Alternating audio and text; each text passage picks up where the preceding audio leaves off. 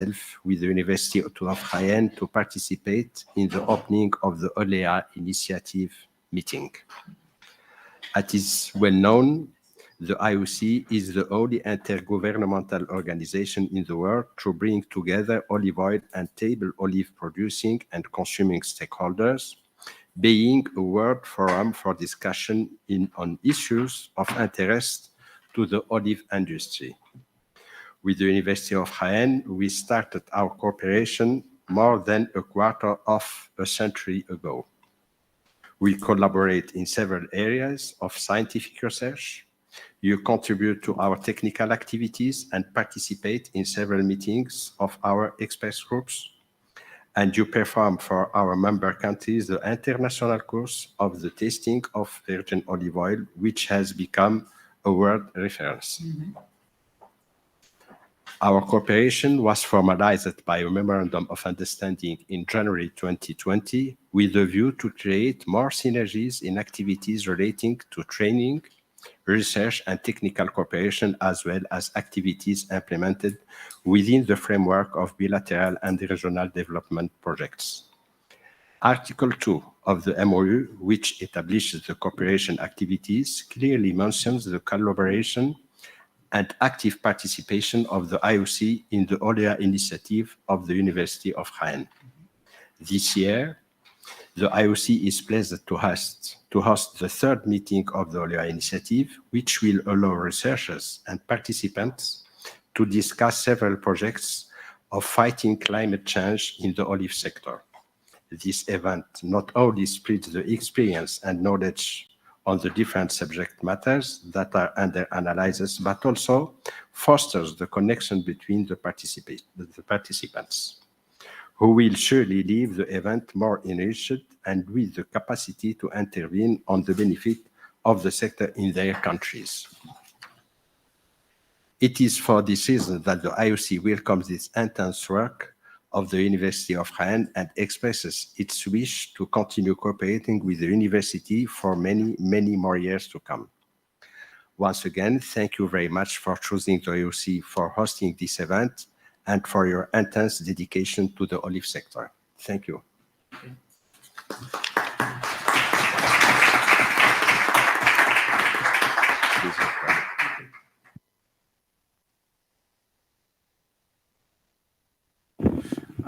I'm going to move a little bit in order to be in the focus of the camera. So thank you so much. Thank you so much, dear Angela Tifgerida, because of we are very pleased to be here this morning.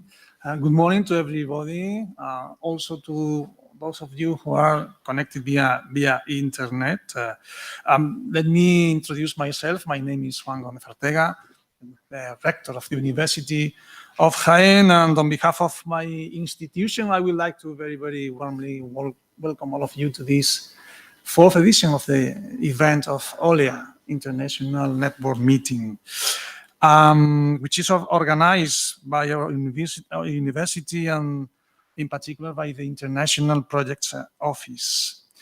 Thank you, Mr. Gedira, for many things. First of all, for being here this morning in this opening ceremony, also for the institutional support that the IOC gives to the University of Jaén, and for the fruitful friendship that our both institution has, and which led us, as you have just told us, to sign the Memorandum of Understanding last January 2020, where we fostered the relationship between our both institutions. I would like also to greet all the attendants here on via web, also to all the authorities from the IOC, Jaime, Katharina. It's a pleasure to meet again you. All the authorities from my university, vice chancellors, also from other institutions, to all the speakers, to all the attendees from many, many different institutions, companies, universities, public administrations, and from many, many countries, different countries. University of Jaén is the university of a Spanish province, Jaén, which is the first producer of olive oil all over the world. We have got up to 20% of olive oil production in the world, which is a good number. No?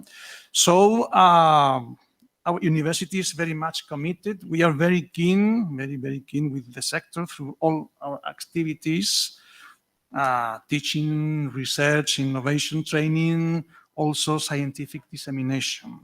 And as part of this commitment, we have designed and we have developed this OLEA International Initiative. OLEA, you know, is the Latin word for oil, which reaches today its 4th edition. And the goal of OLEA, as also Mr. Gadira has told us before, is to gather a number of stakeholders, researchers, entrepreneurs, companies, universities, etc., that work and are interested in this sector to foster the collaboration between many of them. OLEA is a sharing point where ideas can and must become into projects that will reinforce the level of high quality of our sector. This is, as I've just told you, the 4th edition of OLEA, an initiative which began with the very first meeting event hosted in June 2017 in Brussels with, I think, a very much successful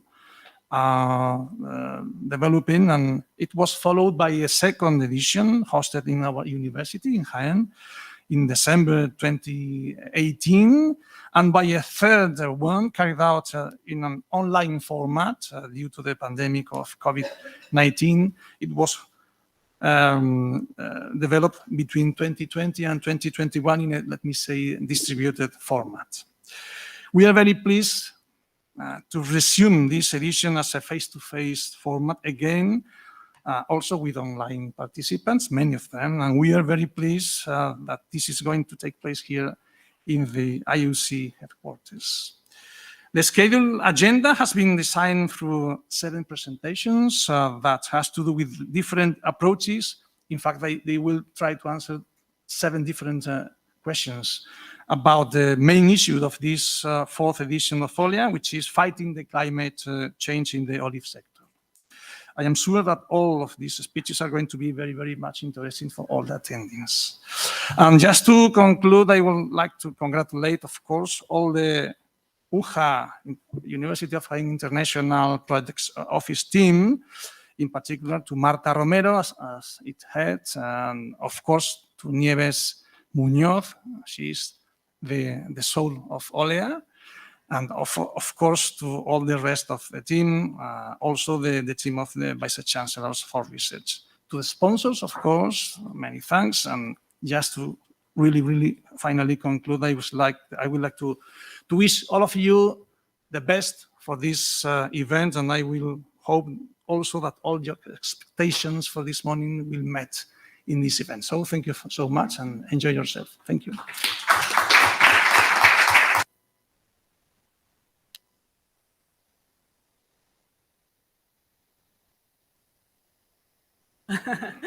Thank you very much, everyone, for being here. Thank you to the audience attending online as well. And today we are going to present the results of the international projects by the University of Jaén, either coordinated by the University of Jaén or with the participation of the University of Jaén. And the title of this conference will be Fighting the Climate Change in the Olive Sector. Okay. For that, we will try to answer 7 questions. Okay, you have them in the agenda. And the first one will be, which environmental measures can achieve the 4 per 1,000 initiative in olive cultivation? The second one will be, how can we increase the profitability of the olive growth by recovering its biodiversity and improve drought tolerance of olive trees? The third one will be pesticides use and climate change. Which approaches could present a sustainable and eco-friendly alternative in the fight against xelaela fastidiosa in olive agriculture? The fourth one will be, can the automotive industry benefit from the biomass generated by olive trees cultivation? The fifth one will be, how can we foster the valorization of agri-food wastes in the olive sector for producing energy? The sixth one will be, what concerns sustainable food consumers, the case of olive oil? And finally, we will we will answer the question, what's the situation of sustainable artisanal olive oil production in the Mediterranean countries? So for the first presentation, the floor is yours. Roberto García, the coordinator of the Sustainable Olive Project. ¿Se me escucha bien? Sí, ¿no?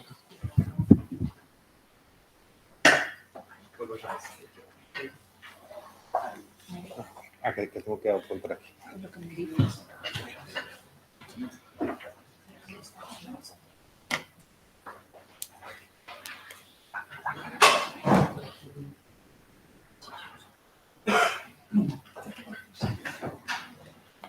Good morning, everyone.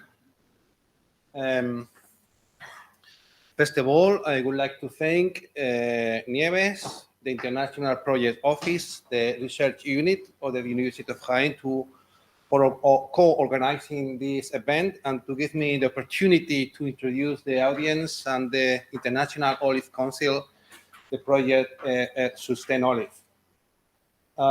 This is a project entitled Novel Approaches to Promote the Sustainability of the Olive Cultivation in the Mediterranean, started in May 2019, and in 1 year time it will end. The budget was about 2.035 million of euros. I am the coordinator, and if you can see in the slide, there are many partners involved in the consortium. There are 22 partners, and this is a PRIMA H2020 Section 1 project.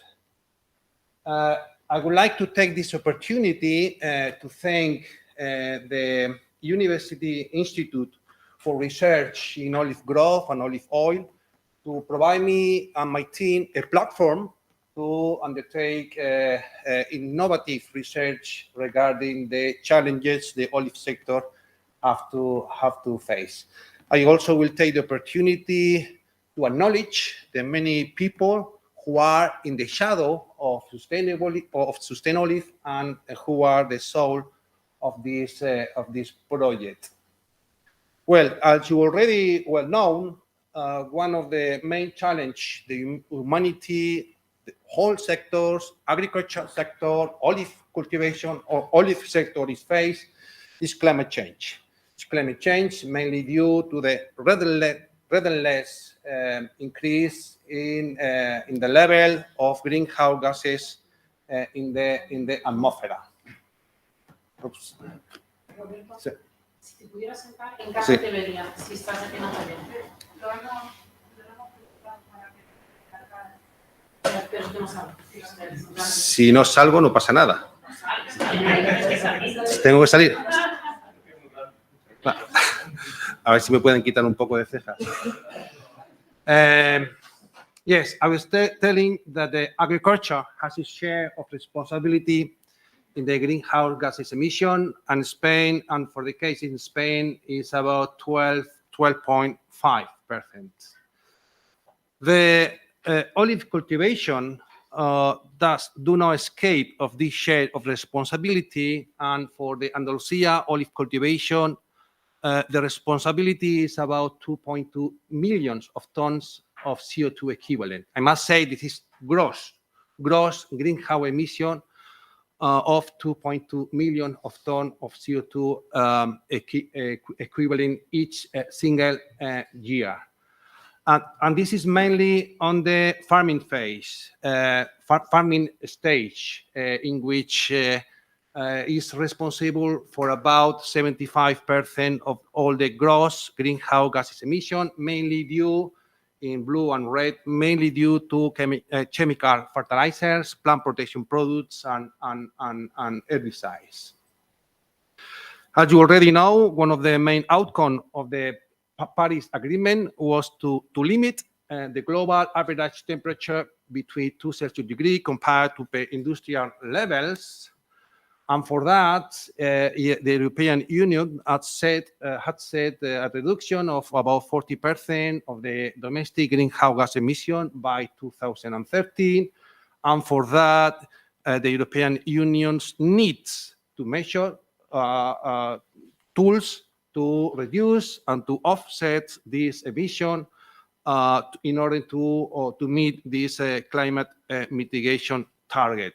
And for that, the European Union has set up or has designed several frameworks, conceptual frameworks, and tools in order to set up this mitigation target. Decarbonization of all the sectors, obviously including the olive cultivation, concept and tools related to carbon footprint, carbon balance, and the new concept that has arrived, the carbon farming, which is particularly important from my point of view because it's a result-based and not an action-based scheme. And there are several pilots in several countries in which it seems it works. So in the coming month, you will start to hear a lot about carbon farming. And another initiative is the 4 per mil or 0.4% initiative aimed to offset the greenhouse gases emission by transferring CO2 from the atmosphere into the soil and storage there. This CO2 has soil organic carbon. Well, now it comes the publicity section about Sustainolive, because of one of the main objectives or goal of Sustainolive is to highlight the potential of olive cultivation on climate change mitigation and how a priori sustainable management practice can enlarge, can contribute even more to the climate change mitigation. The objective of Sustainolive is clear: contribute to boost the sustainability of the olive oil sector through our knowledge co-creation, implementation, demonstration, dissemination, promotion, and training. What?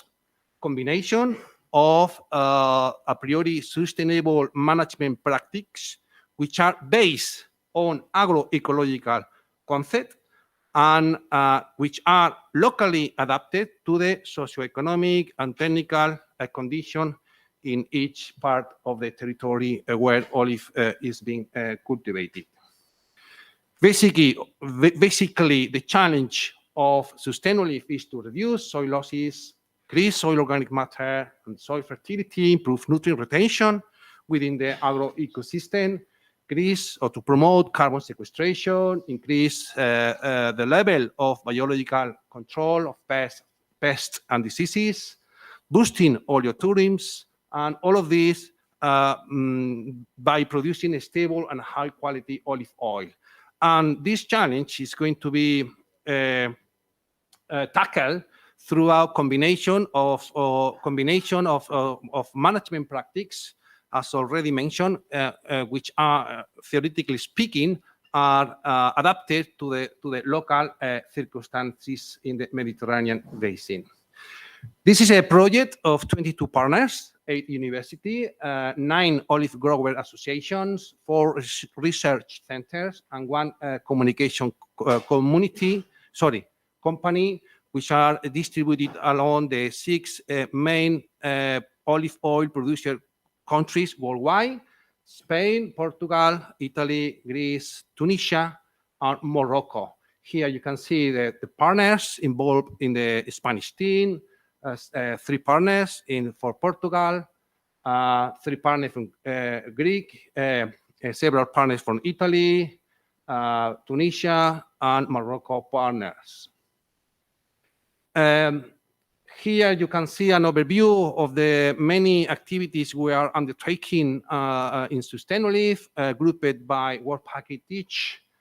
Work package 2, what we try with the work package 2 is to identify innovative solution to the local challenge in the olive oil cultivation by providing a synopsis of how olive oil is cultivated and how to valorize the various olive meal byproducts. On all of this, take into account the olive sector knowledge and also based on agroecological concept. With that, we set up a network of 80 olive farms across the Mediterranean and include 18 varieties, rainfeed and irrigated traditional, semi-intensive, intensive, super intensive, private, cooperative, small farm, large farm, etc.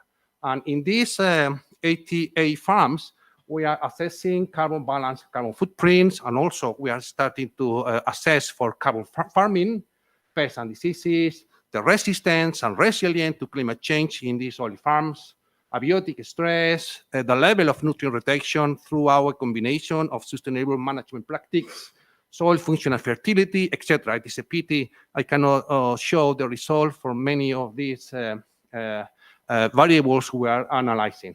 In these 88 farms, we are also assessing life cycle and all the socioeconomic aspects, including novel framework regarding the socio-ecological metabolisms in these farms.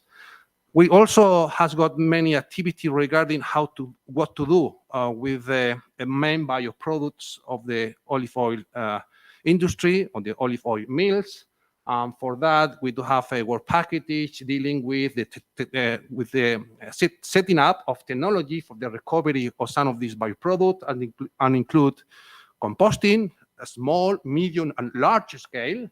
To use olive leaf has a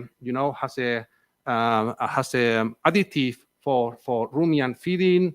We are extracting stable phenolic compounds with added value, which can be used in the cosmetic and pharmacy industries. We are also using the wastewater of the olive mill has a nutrient medium for growing microalgae of added value, and we are trying. It's not easy, and we are trying to extract estruvite from the wastewater. Obviously, there is a whole section on dissemination, communication, demonstration, and training. And I must say that I'm quite happy because all the demonstration and training events have been organized by the Olive Grower Association, which take part of the consortium. Finally, we have set up a participatory platform, which is like an app for tablets, computer, and a smartphone. In order to share all our knowledge among the farmers and the society. I do encourage you to visit our webpage. There is a folder, a resource folder, in which you will find few documents that you can download freely on documents on capacity building, on capacity building for farmers. We do have many practice abstracts that we are producing then on a weekly basis, and also on monthly basis. We're organizing many webinars and workshops with the olive grower in the hot thematic related to the challenge of the olive oil cultivation. Coming back, the 4 per mill initiative. It seems quite simple. If we are able to transfer all the CO2 which is annually emitted by all the anthropogenic activities, if we are able to move all this CO2 into the soil, that will mean to increase the soil organic carbon by 0.4 annually. This is the 4 per mill initiative. And if we are able to do so through our management practice, then the anthropogenic CO2 emission will be offset. And then we can convert soil not as a source of CO2, but as a sink of CO2. Oops, there should be, sorry. And this is theoretically speaking, this is easy, because one of the first consequences you can see when you start to cultivate is a depletion in the soil organic carbon, which is typically or mostly emitted as a CO2. As a matter of fact, these are real data on an olive grove, in which we have tried to model the dynamic of the soil organic carbon. This is an olive grove with bare soil, no cover crop, no tree pruning, not any sources of organic carbon. And if you can see, the soil organic carbon is being depleted throughout the time. So the idea of the 4 per mill initiative is to take CO2 of the atmosphere, those CO2 that is annually being produced by anthropogenic activities, into the soils. The dynamic of soil organic carbon is simple at a glance. Basically, the amount of soil organic carbon in the soil is a balance between inputs and outputs.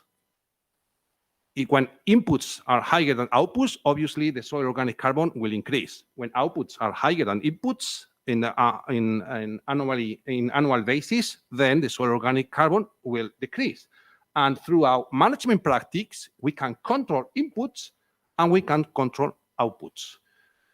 The main sources of organic carbon on farm are those that you can see in the slide.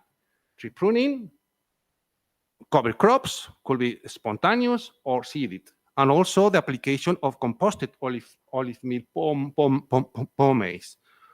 Off farms of organic carbon could be any, mainly manure, although manure you have to think that manure comes from another ecosystem. So somehow we are moving organic carbon from one place to our place, but obviously manure typically is not produced on farm.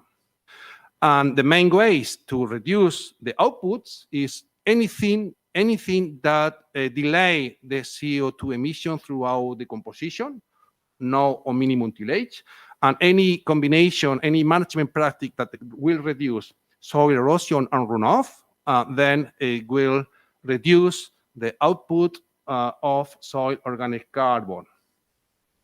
To what extent olive tree pruning contribute to increase soil organic carbon?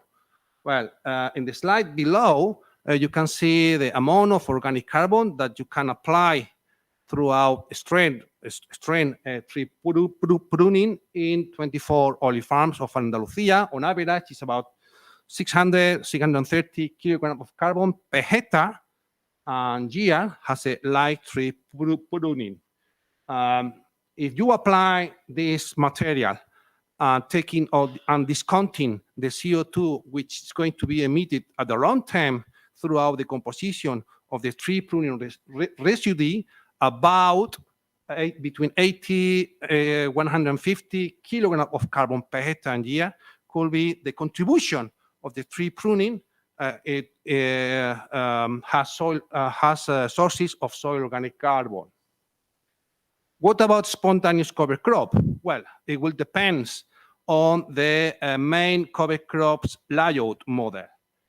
If the cover crop, the spontaneous cover crop is cover the whole farm, about 650 kilograms of carbon per hectare and year in the above ground biomass of the cover crop can be introduced into the soil. Whereas if the cover crops just is distributed in strips of a given width between the tree lines, the contribution is just only 1/3 of the first figure. Overall, for 46 olive growth that we have been working with, on average, about 400, 450, something like that, kilograms of carbon has been moved from the CO2 on the atmosphere to the above ground biomass of the cover crops. If we apply this cover crop residue onto the soil and discounting those CO2 that's going to be emitted at the long term throughout the composition of the residue, about 50, 80 kilograms of carbon per hectare and year could be the contribution of the spontaneous cover crop in increasing the soil organic carbon at the yearly basis. Olive leaf falling down from the tree is also another source of organic carbon into the soil which is produced on farm. In the figure below, you can see for 8 olive farms, which include traditional and semi-intensive olive growth, the amount of carbon that enter the soil throughout the falling of leaf, flowers, and aborted fruits. We are talking about almost 1 ton of carbon per hectare and year, and taking into account all the CO2 which is going to be emitted at the long term throughout the composition of this material. Between 150 to 250 kilograms of carbon per hectare a year could be the amount of soil organic carbon which is increased by olive leaf which are falling. So overall, on-farm carbon which might be accumulated in the soil at the long term throughout the application of these management practices, which include also the olive leaf falling, is about 500 kilograms of carbon per hectare and year. Composted olive meal pomace, I'm not going to go through the whole picture, but each time that one farm is producing 4.4 tons of olive fruits, when it comes to the olive meal, about if we compost the olive meal pomace after composting, we will have about 260 kilograms of carbon that once it is applied into the soil, into the very same farm that has been produced these olive fruits, we could increase the soil organic carbon annually by about 150 kilograms of carbon per hectare and year. So the potential for soil organic carbon accumulation throughout tree pruning, cover crops, olive leaf, and composted olive meal pomace is about 500 between 500 and 600 kilograms of carbon per year and per hectare, which is the equivalent to move about, at the long term, 2 tons of CO2 from the atmosphere to be sequestered as soil organic carbon into the soil. Please retain this number, 550 kilograms of carbon per hectare and year. How much soil organic carbon will be required to meet the 4 per meal target? What you can see here are the amount of soil organic carbon in 12 farms. These farms do not apply any kind of sustainable management practice, so the soil is bare throughout pre and post emergency herbicides and the tree pruning barn. So we are talking about a figure between 15 to 50 tons of soil organic carbon in per hectare and top 30 centimeters of soil.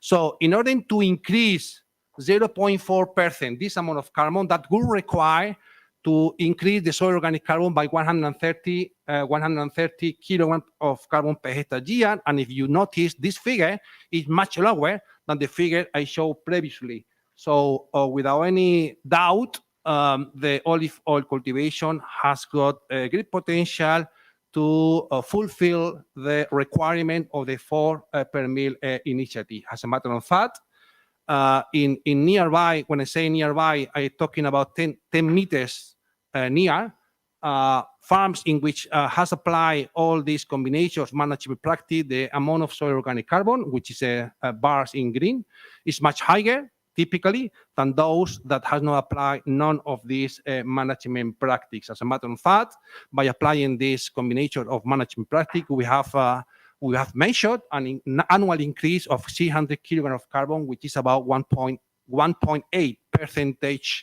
of annual increase in the soil organic carbon. So no doubt we can meet the 4 per meal initiative without any problem throughout a combination of sustainable management practices. Can the increase in soil organic carbon offset the gross greenhouse gases emission due to the management practice? For an olive grove producing about 4,000 kilograms of olive fruit, the greenhouse gas emission is about 1,500 kilograms of CO2 equivalent per hectare and year. Obviously, there are a great variability. This is I have to simplify things. And if you can see, by applying this combination of management practices, the amount of CO2 that has been moved from the atmosphere to the soil and sequestered it has a soil organic carbon at the long term offset without any problem at all the greenhouse gas emission due to the management practice, which include fertilizer, harvesting, and even the industrial phase. But we have to take into account other consideration. because more organic carbon can be accumulated at the farm scale, not in the soil, but on the farm scale. Here, what you can see is the annual rate of carbon accumulation in kilograms of carbon per hectare year in the permanent structure of the tree. I'm talking about main roots, main trunk, primary, secondary, and tertiary branches of about 200 olive groves distributed in the 6 Mediterranean countries, and include 18 variety, semi-intensive, traditional, rainfed, irrigated, super intensive, and also young, mature, all olive grove. If we take an average, the average is about 290 kilograms of carbon per hectare year. This is the amount of carbon that is being accumulated each single year per hectare in the permanent structure of the tree, which account for about 1,000 kilograms of CO2 per hectare and year. In addition to that, about 3.3 tons of CO2 per hectare and year is being taken from the atmosphere and accumulated in the olive fruit. But you have to take into account that obviously this is a carbon that it get out the farm because with the harvest. I would like you pay attention on the right side of this slide. What you can see, these are obviously real data, and what you can see in the right side of the slide is the carbon fluxes in an olive grove with bare soils. There is no cover crop. The tree pruning are burned, and there is no an external input of any sources of organic carbon as it is the manure. So these are the carbon fluxes, and if you can see per kilogram of olive oil, the carbon footprint is negative, and it's about 9 kilograms of CO2 has been taken netly from the atmosphere to produce one liter of olive oil. Whereas in the left side, there is a comparable olive grove. It is comparable because it is 10 meters apart, in which they apply composted olive pomace. They allow for a spontaneous cover crop, and the tree pruning are applied on top of the soil. In this case, the carbon footprint obviously is also negative, and it accounts for almost double. It's double compared with this comparable with the olive grove that you can see on your right side. So there is a potential to enlarge the contribution of the olive oil cultivation in mitigation climate change. And all of these management practices are economically and technically viable. However, one thing is the carbon footprint, and another thing is the carbon balance. All these are real data. If you can see in the lower end, the photograph which are in the lower end of the slide is an olive grove without any application of sustainable management practice. Whereas in the upper figure you can see a comparable, because it's already mentioned before, is only 10 meters apart.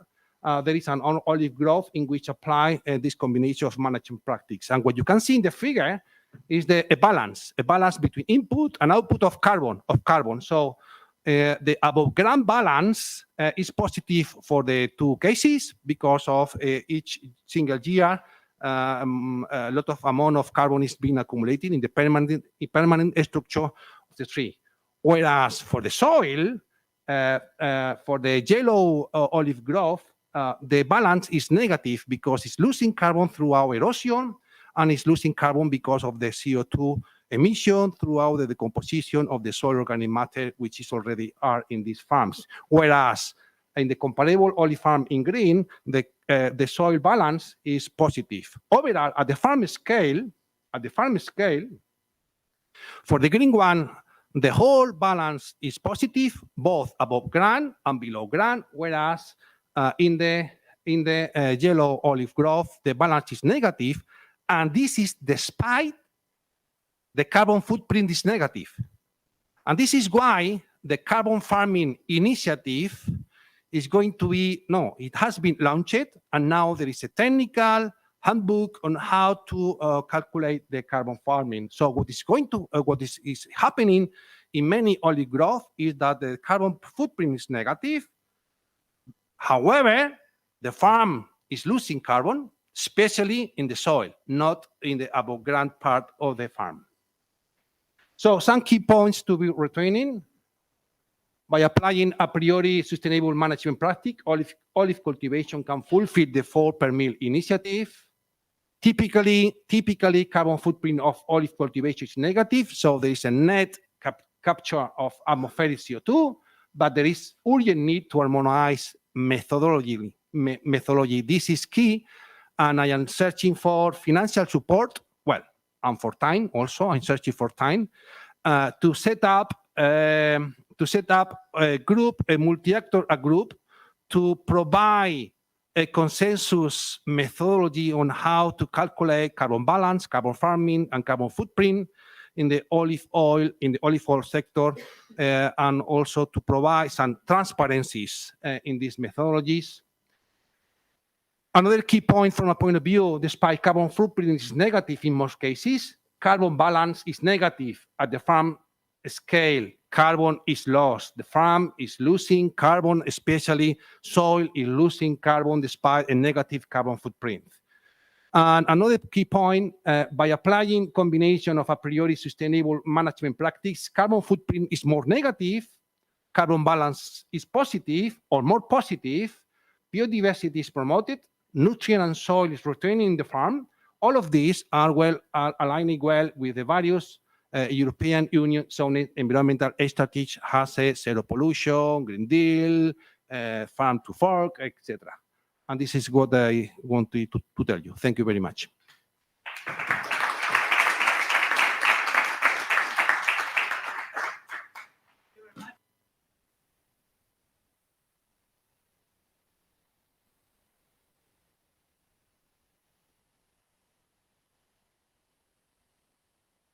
So wait, are there any questions for Roberto? Yes, please. Roberto, thank you very much for your presentation. I had the opportunity to start to see your results in Jaén some months ago, and I think it's extremely interesting for us. We are at the moment of building what I call the sustainable narrative of the olive trees. This is one of our goals as International Olive Council with Mr. Sikawi, which is the head of the unit, because what we learn is that the healthy narrative of olive oil is being properly developed. I had the opportunity to be with Walter Willett and Frank, well, all the researchers like you on the health side, and discuss how in 20-25 years the perception of the olive oil from the healthy has changed dramatically, and that was mainly due to the work of research and publications and dissemination of this knowledge.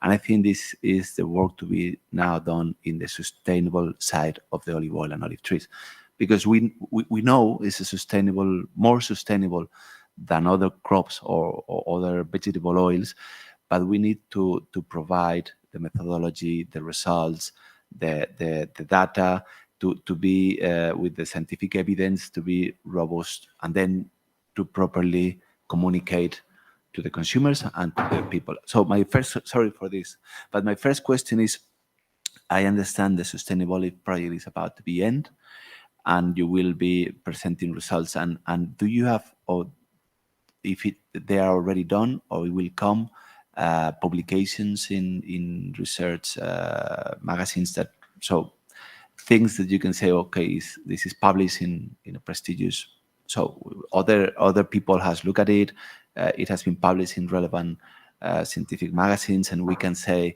it's validated, and we can take it like a solid ground to start to communicate, because this is one question about the publications.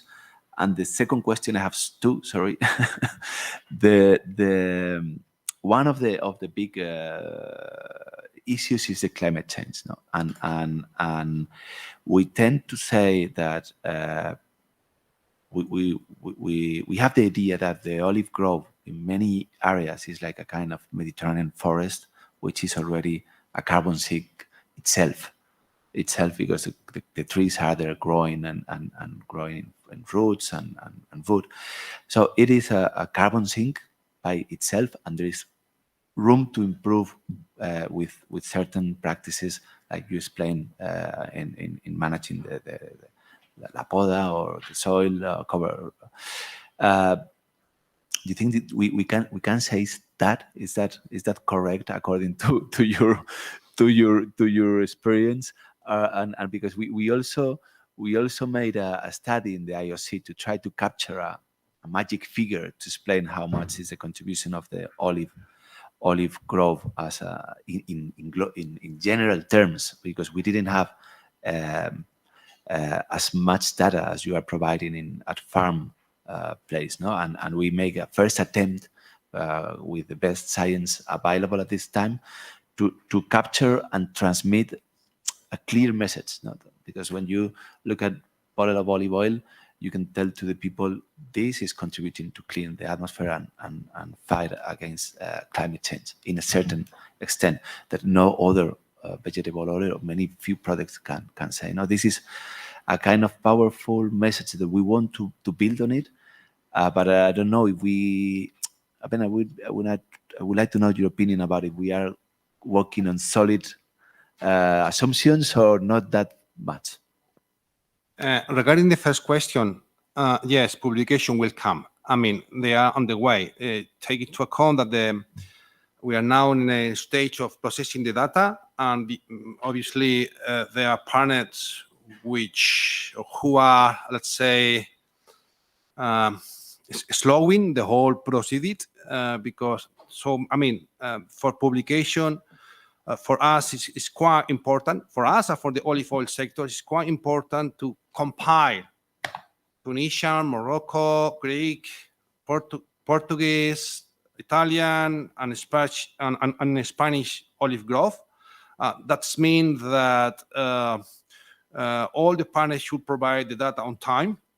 And this is not now the case. Some partners are putting, I mean, we already have the data, but we're waiting for other partners.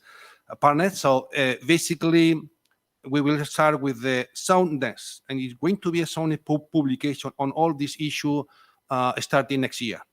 So you will get it during the next year.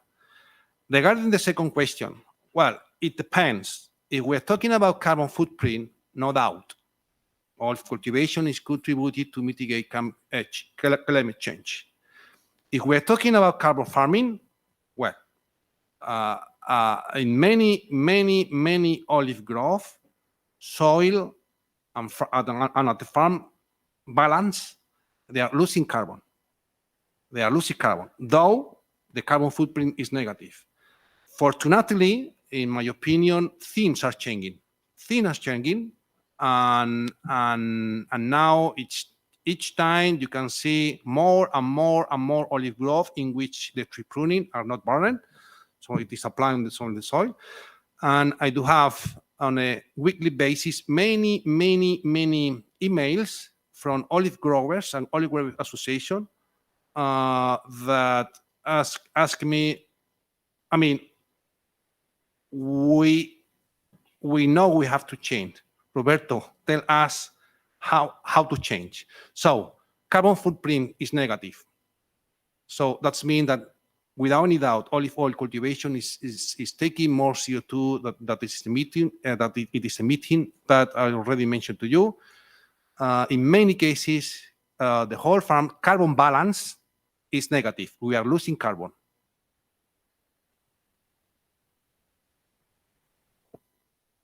Thank you very much, Roberto. So are there any more questions for him? No? Okay, so let's go with the second presentation.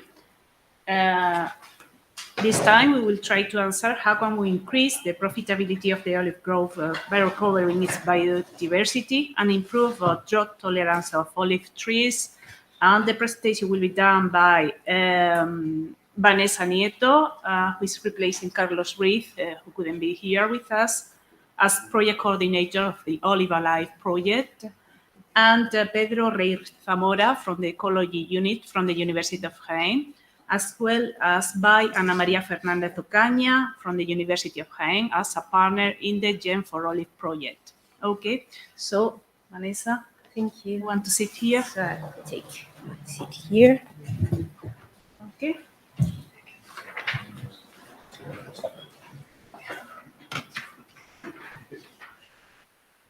Okay, thank you. So good morning, everyone, and thank you so much for having me here today. So as Nieves said, well, my name is not Carlos, I'm Vanessa Nieto, and I joined CEO BirdLife 3 months ago to contribute to the Olivares Vivos Plus project as a project officer. Actually, Carlos, my colleague, he couldn't be here, so I'm talking here on behalf of him. He's the coordinator of the project. So, well, I'm speaking here to give you a brief introduction to the project, and then I will give the word to Pedro, who will provide some scientific results. So, well, going further, okay, cool. So, well, actually, Olivares Vivos Plus is a LIFE project. It's funded by the European Commission with 7 million euros. But actually, it's the second phase of the second part of the Olivares Vivos project. So this is a second project that will last 5 years. Olivares Vivos took place between 2015 and 2021. And now the main goal of Olivares Vivos Plus is, let's say, to replicate the previous model. So the same model is going to be replicated in the main olive growing regions of Spain, Italy, Greece, and Portugal. So, well, we have some partners, as you can see, not only from Spain, but also from these countries. I'm missing here, sorry, Juan Vilar from Strategic Consultants. I mean, he's also a partner in the project. Sorry for that. So, well, so we have a question here, that we are going to talk about how can we increase the profitability of the olive groves by recovering the biodiversity. So, well, Olivares Vivos is a new olive growing model that is, let's say, we are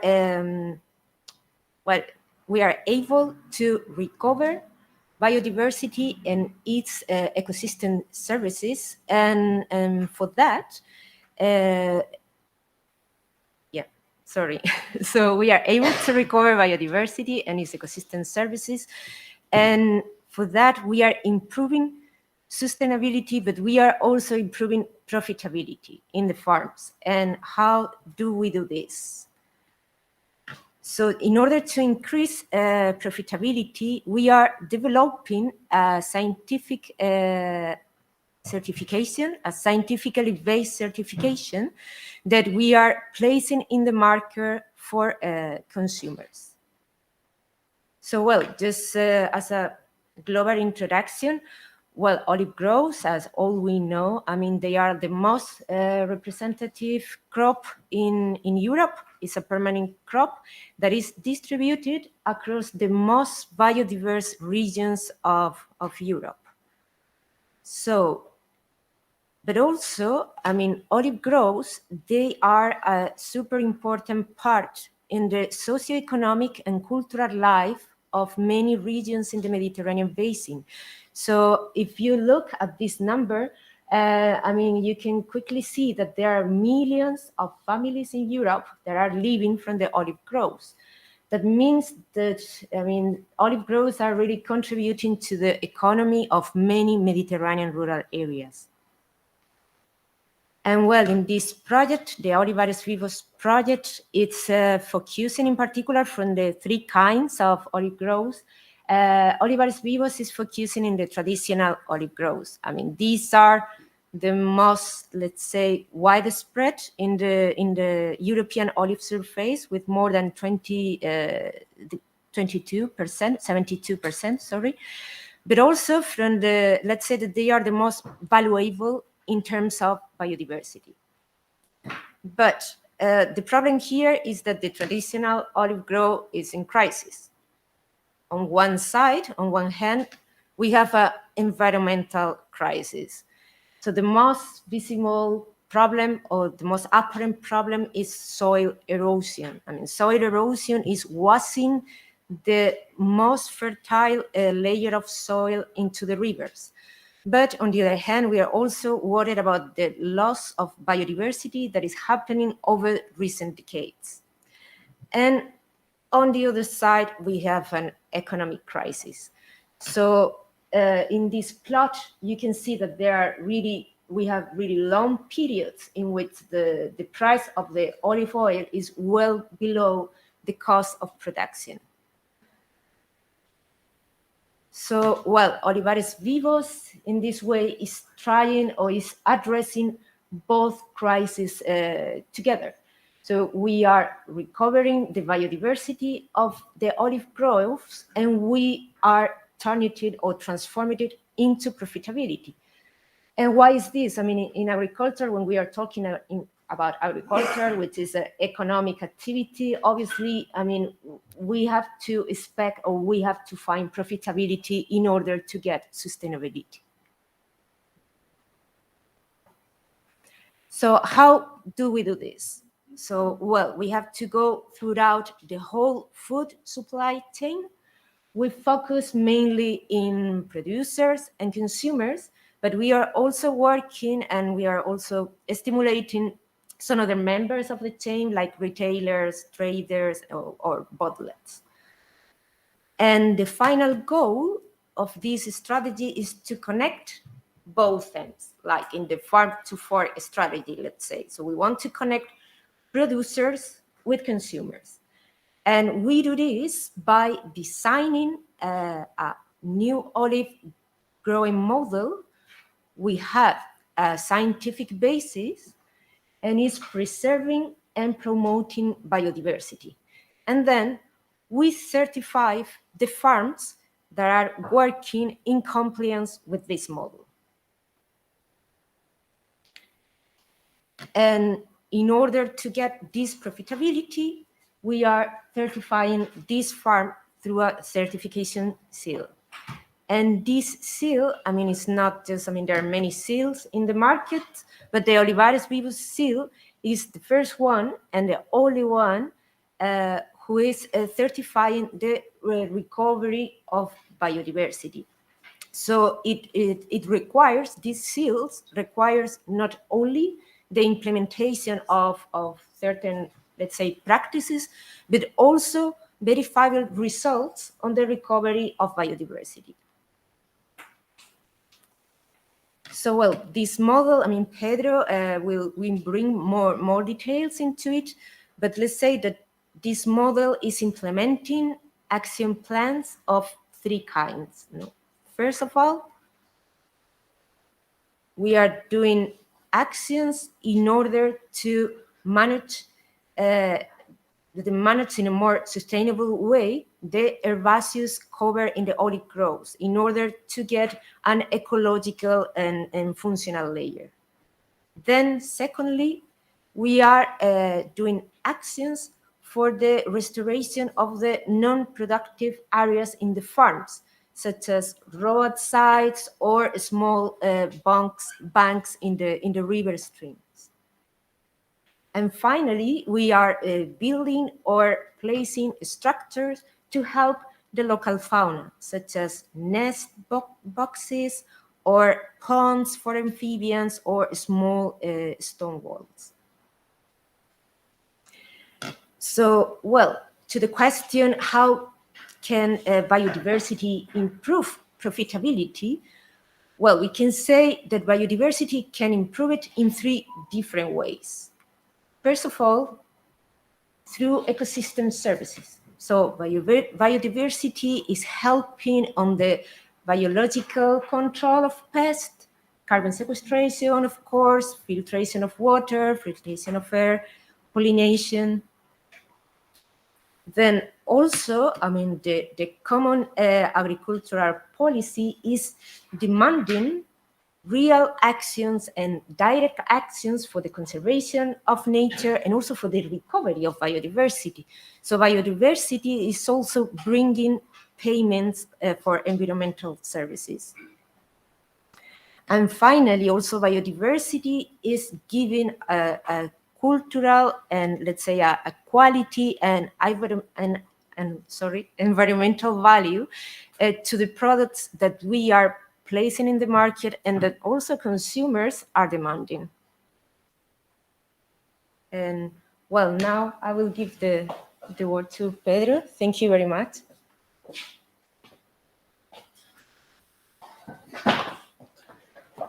Hi, good morning, everybody. And thank you very much for the organizers for inviting me to this event, for the audience hearing us. I will continue talking about Olivares Vivos LIFE project, and I start answering to the question of how did Olivares Vivos demonstrate biodiversity and ecosystem services recovery by application of its eco-scheme. That eco-scheme is consisting of herbaceous cover management, is consisting of providing infrastructure to support fauna, in consisting in diversifying, introducing the elements, natural elements, diversifying the farms and the diversifying the landscapes. And basically what we have done is to evaluate biodiversity recovery after the application of these measures. And to do this, we considered a large-scale evaluation of animal and flora biodiversity in Andalusia olive groves. We considered 40 very different olive groves located in 20 localities distributed throughout the more important areas of olive growing in Andalusia. And in each of these 20 localities, we have a pilot design with one olive grove managed under intensive soil management practices that are practices that persistently remove the herbaceous cover by application of herbicides or by tillage recurrently during the year. The other olive grove in each pair is a low-intensity soil managed farms in which the herbaceous cover is maintained most part of the year and in a sustainable way. Besides, all these groves are located along a gradient and notable gradient of landscape complexity, landscape simplification in an extreme with very simple landscape in which olive groves dominate almost totally the landscape, and there is no natural elements in this landscape. And in the other extreme of the gradient, we have olive groves that are in complex landscape, very complex landscape, in which there are many natural or semi-natural areas, and there is also intercalated other croplands generating high landscape heterogeneity and with important natural sources for biodiversity. And with this,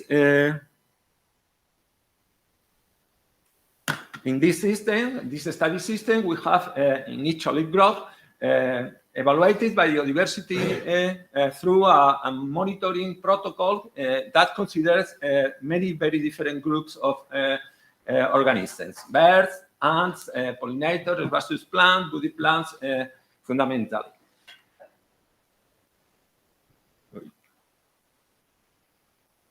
We have in this olive groves evaluated biodiversity before application of the eco-scheme of Olivares Vivos, and we call this pre-operational evaluation of assessment of biodiversity. And the important take-home message that we have from these results is that olive groves still harbor much of the biodiversity of the territory, but it's very unevenly distributed and strongly influenced by the level of agricultural and land use intensification.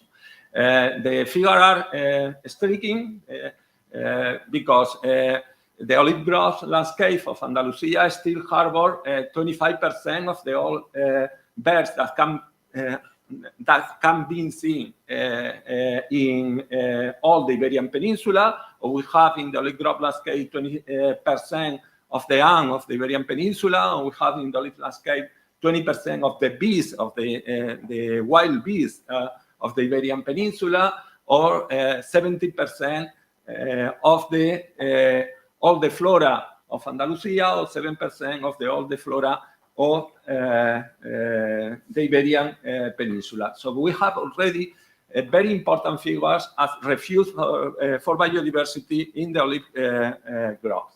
Another important message of these pre-operational studies is based in the modeling of the effect on landscape and agricultural practice management of this herbaceous cover. And we have achieved data informing us that it still is possible to recover 35% of the biodiversity that corresponds to the territory. And this is through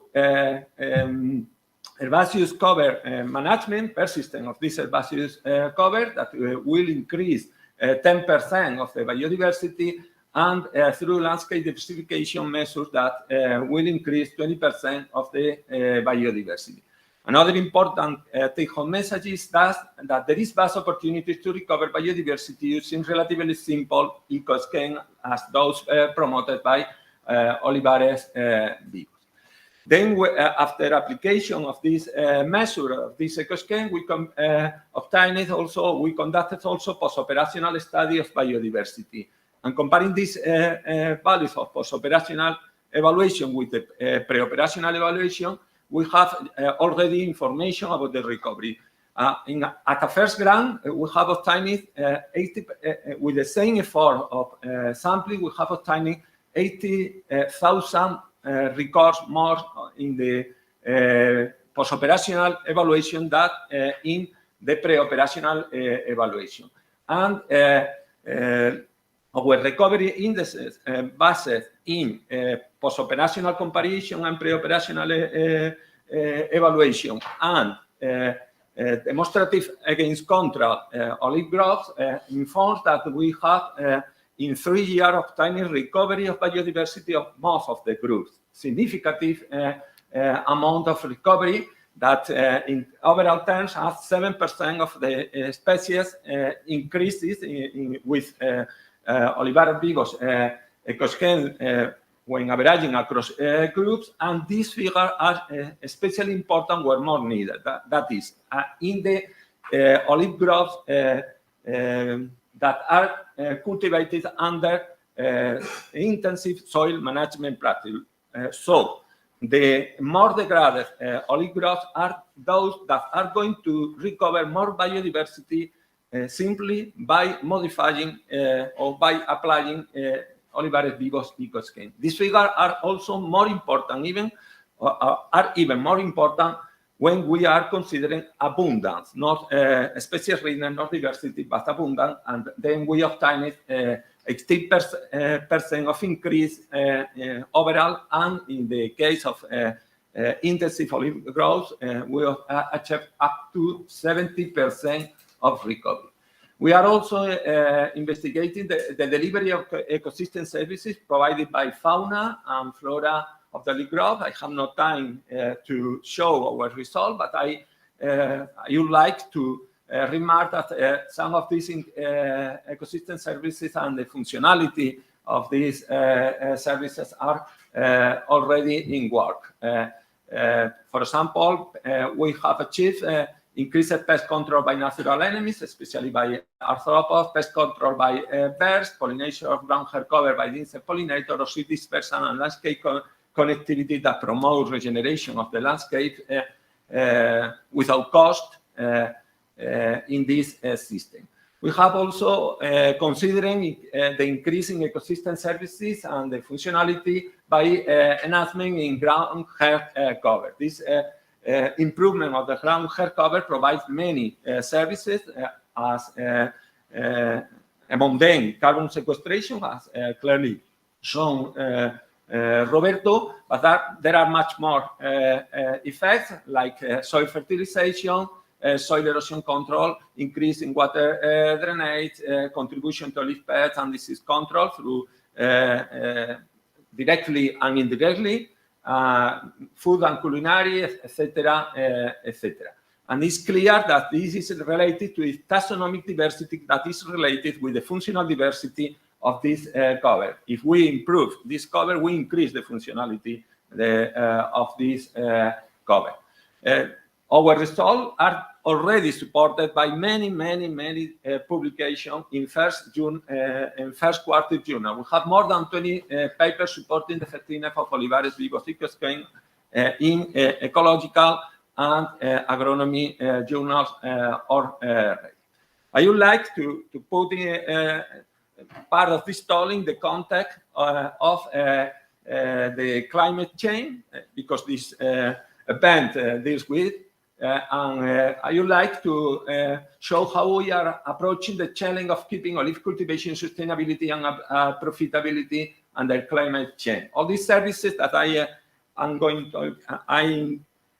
talking about provided by ground hair cover and associated animal and microbial biodiversity have been proved to work under messy Mediterranean conditions fundamentally in the project, in the previous project, Olivares Vivo. However, remain to be explored if the biodiversity delivery ecosystem service works similarly under more stressful conditions, especially under semi-arid climate, and whether it is possible to enhance biodiversity and its function under such conditions applying the ecosystem of Olivares Vivos. And this is very important because all of us know that increased aridity is forecasted under all scenario of climate change for most part of the Mediterranean region. I illustrate here this with the forecasted extension of the semi-arid areas in the current century, and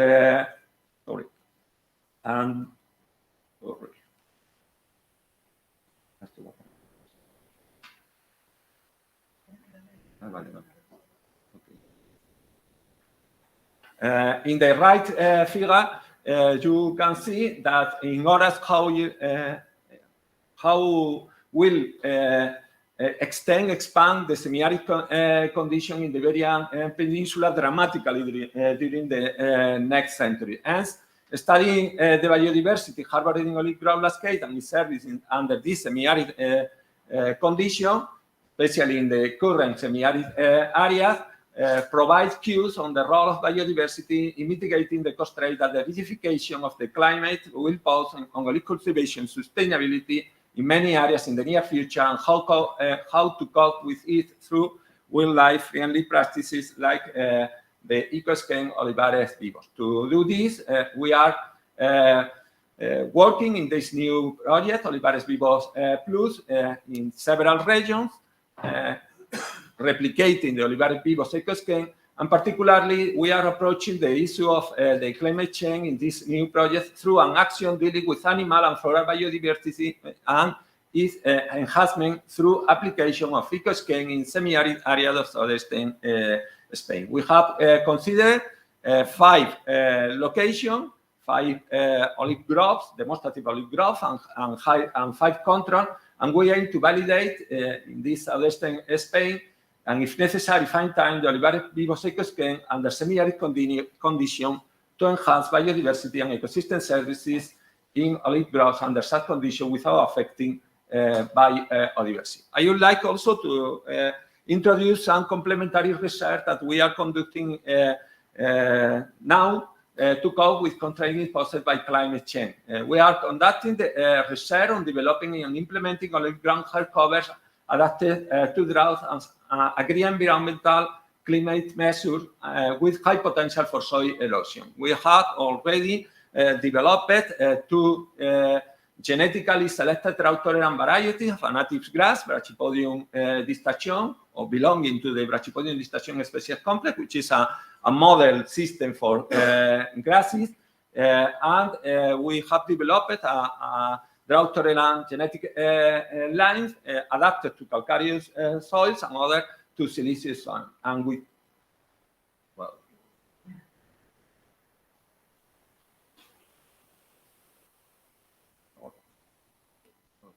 and with these grasses, this genetic line, we are quantifying, or we are going to quantify the impact of increasing the aridity on implementation of plant cover in real agronomic scenario using this genetics line through two experiments: a species ecosystem model of seeded plant cover, and a second experiment through the impact of increased aridity in cover implementation of 4 different plant cover typically used in ground cover restoration in olive groves. This is going to be conducted considering open top chambered experiment designed to simulate global warming by passively increasing temperatures in field condition, and this going to do with my colleague Antonio Manzanera that lead this investigation.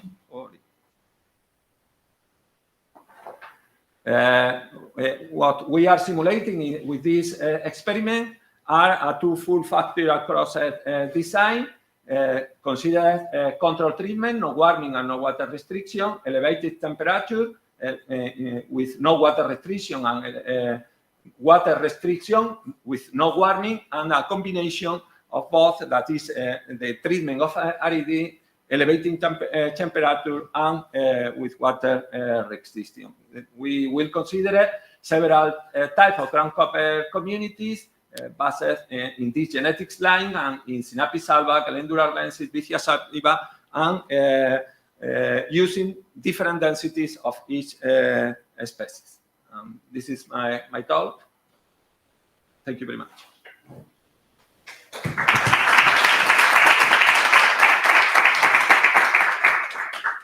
Thank you very much, Pedro. Are there any questions for him? Yes, I know. Sorry, but it's very, very. Tienes que hablar, no puedo continuar. It's very. Mute. No, hi. Thank you very much. It's very, very interesting project. We have also the opportunity to present the Olivares Vivos Plus initiative here at the IOC, and we are aware of the initiative, which I think is very interesting and with a lot of potential to improve biodiversity. And I have one question, of course. We learn about the results on biodiversity and, let's say, the farm and the environmental side. But if I well understood, the project is aiming also to catch the whole value chain until the consumers, with put it in value with the seal. And the question is if you have been any kind of study or track or try to assess the other end of the chain, like the people selling the oils with this seal. Is there managing to? Are we seeing that the consumer is ready to pay for it? In what extent the profitability of the people engaged with the project? Have you had the opportunity to have a look to this side of the project as well? Yeah, the project has several actions dealing with this issue. There were action studying the attitude of the consumer to pay more for these products, and the response is initially positive. The main issue with these studies is that there is much difference between the response and the facts to pay finally. But the answers to the question are really positive, and we are also evaluating how much is losing the farmer with this product, and what should be the additional price by this model of agriculture to compensate the loss of money that the farmer is going to experience by this product. We have some communication, but not publication, sadly, not regular publications, and we would like that this publication also reach the scientific community. And there is people here. Here is Eva and her groups and research team that are dealing with this topic and are much more familiar with it than me.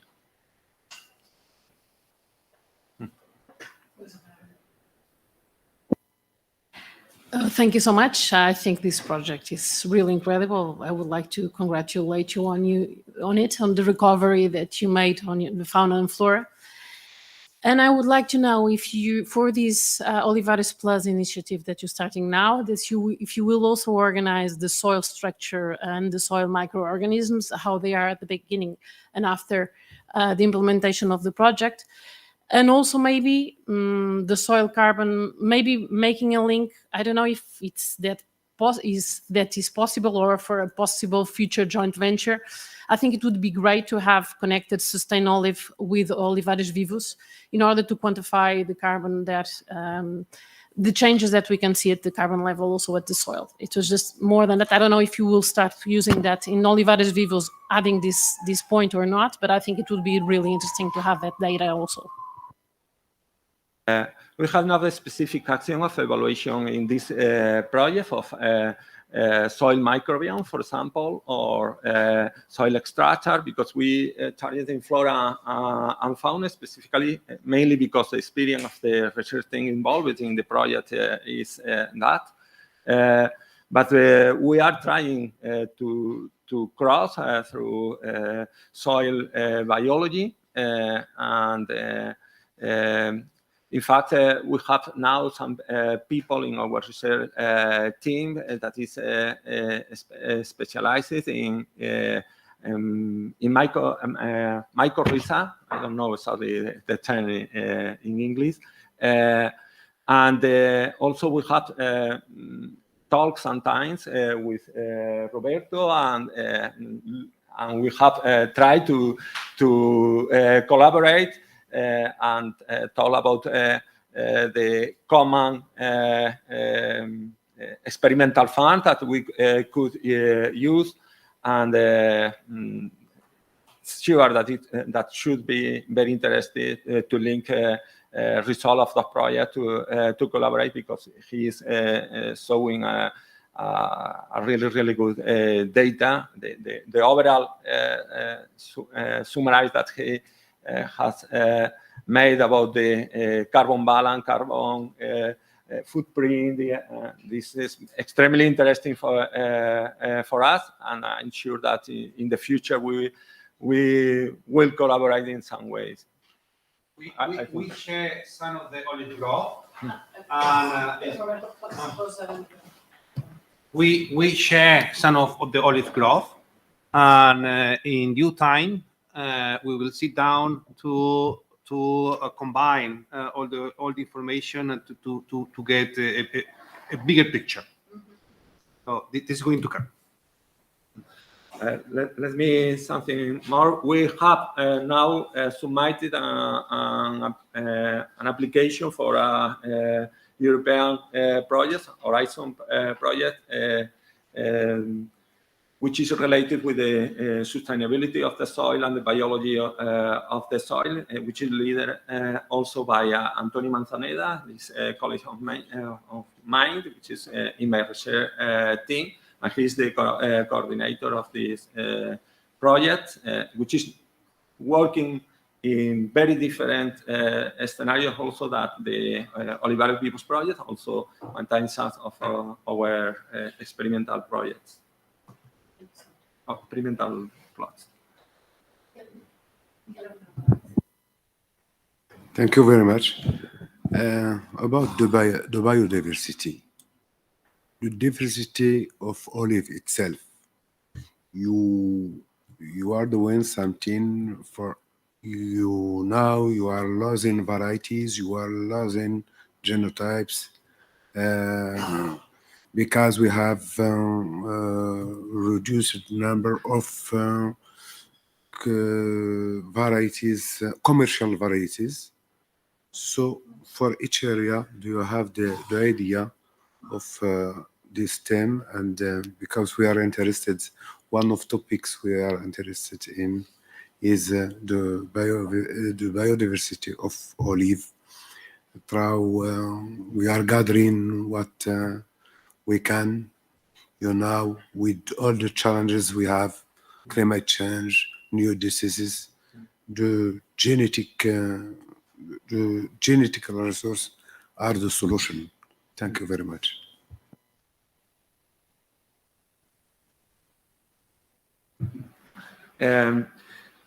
We have information not published yet and linked to other projects and national project of the national plan of research that try to explore the genetic diversity in all these farms of olivar people, the genetic diversity of the olive. And we have done this with microsatellites,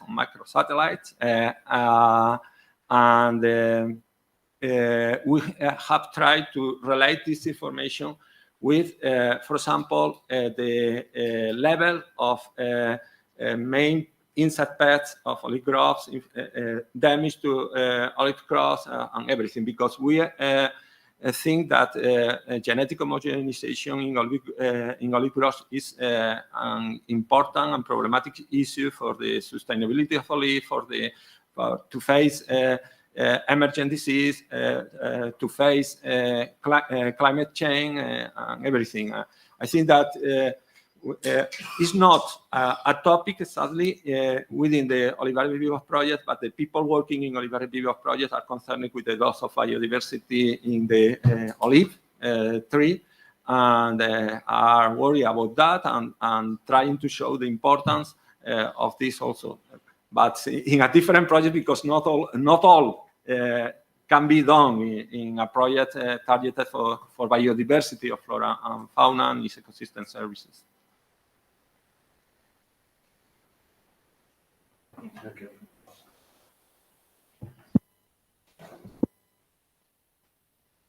Thank you very much. Any more questions for Pedro or Vanessa?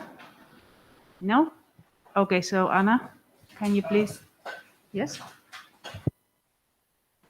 Sorry, let me just make a suggestion. I think that we should keep on the schedule agenda. So I think we are a little bit ahead. So I suggest just to make a short pause and then resume the next presentation at the scheduled time, because of mainly for those who are connected via internet. I think that we are at least 50 minutes ahead. So it's just a suggestion. I think I'm okay, no? At least my agenda is okay. Sorry. In fact, okay. I'm sorry.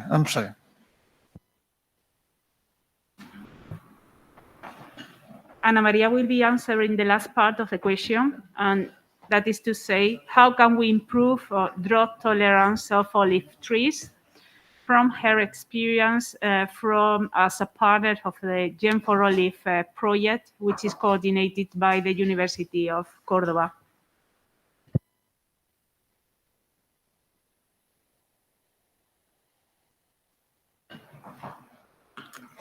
Good morning, everybody. Thank you very much for inviting me to this meeting. My name is Ana María Fernández Ocaña. I am the coordinator of Gen4Olive project in the University of Jaén.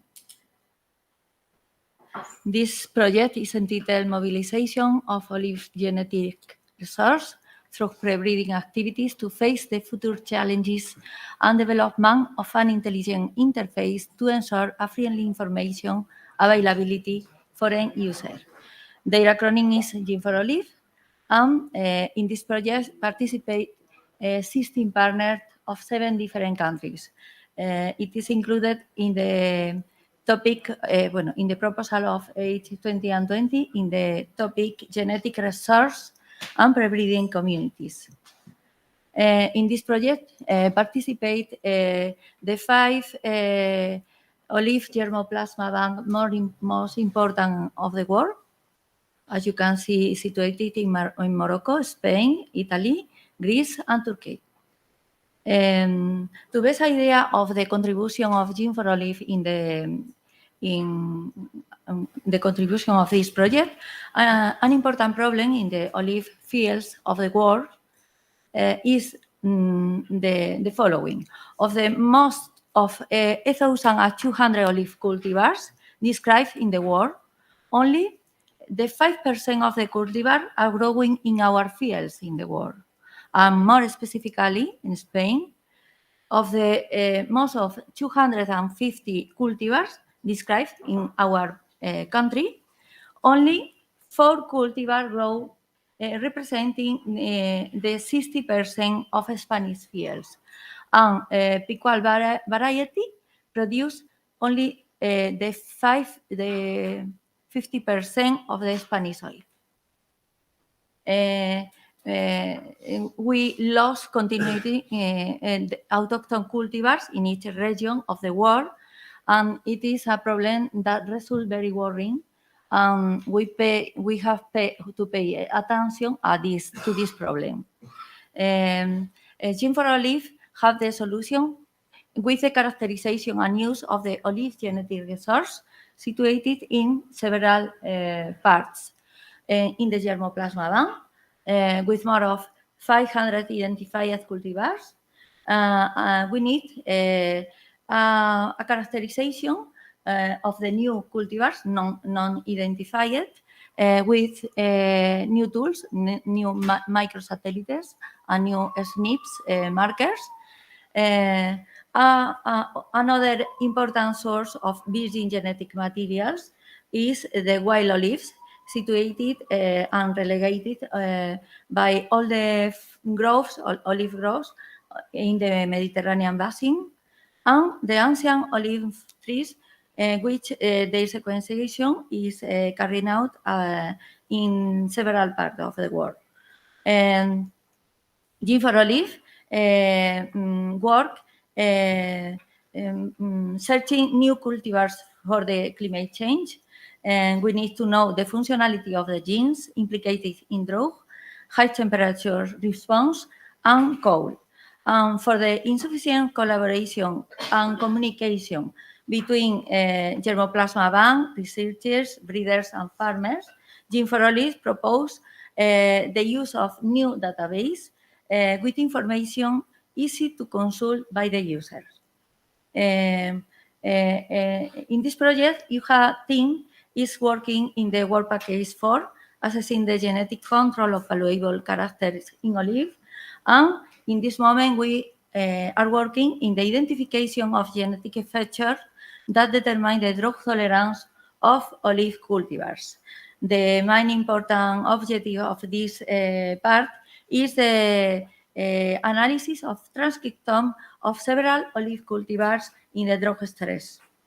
For this, curiously, there are not sufficient bibliography related in the database related to the tolerance of sensitivity in front of the drought. For this cause, we are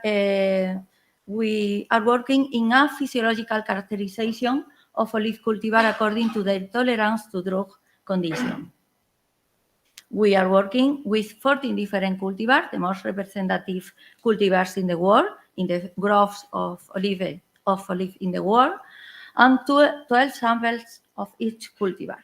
A total of 168 olive trees of a year of age that grow in a grow chamber with parameters controlled of photoperiod, temperature, humidity, and CO2 concentration. The schema of drought experiment is for each of the 14 cultivars, we have 2 groups, the control and the drought stress samples in the control, we have irrigation at the beginning of the samples, and the drought stress samples are subjected to drought with any irrigation for 42 days or 6 weeks. Because it is impossible to work in parallel with the 14 cultivars, we have to divide the experiment into 2 parts. In the first part, we have worked with 8 cultivars, and when this part is concluded, we started with the second part, working with the 6 remaining cultivars. And in all the 6 weeks, we have data of the chlorophyll concentration and humidity of the soil a day per week during 6 weeks. And we, with the analyzer, with the photosynthetic analyzer, we have a course of photosynthesis light and photosynthesis CO2 course in triplicate for each cultivar samples. We have data of transpiration, stomatic conductance, water use efficiency at the saturating irradiance, maximal and minimal photosynthesis for each cultivar, respiration in the dark, etc. Sorry. And we have 3 types of samples: the control samples, the 14 days samples 14 days after irrigation that represent the medium drought, and the 6 weeks after irrigation that represent the severe drought. In each of these samples, we have measured several biochemical parameters, quantification of phytohormone, 9 different phytohormones by mass spectrometry, and we will extract the RNA. Some symptoms of the water deficit is the curling of the leaves in the different cultivars, as you can see, and in some varieties we can see a spot in the leaves, for example, Consejo de Jaén. The measurement of the chlorophyll, as you can see, along of the time of from 0 days to 6 weeks after the irrigation is decreasing along of the time in all the varieties. The varieties with high amount of concentration of pigment are Chenlali and Martina. If we measure the percentage of decrease in the concentration of chlorophyll after 6 weeks respect to the control, we can see, that Arosana, for example, or Siquetita 1 decrease in their concentration in pigment in 71% and 64% respectively.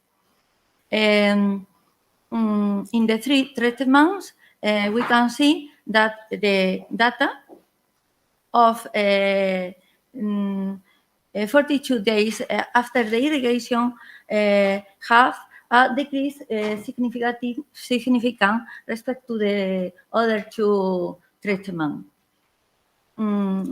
We have measured the leaf area of the 14 cultivars. As you can see, we have 5 homogeneous groups, 5 homogeneous and different groups of leaf area in these cultivars.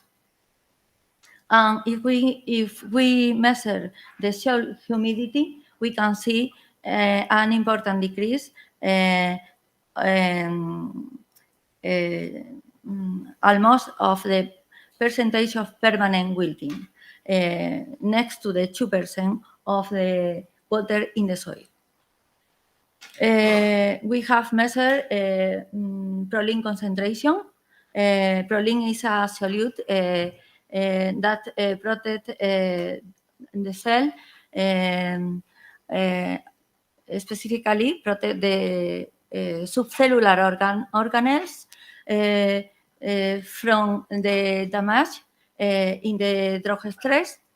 As you can see, there are significant difference in the 14 days after the irrigation in the concentration of proline respect to the other two groups.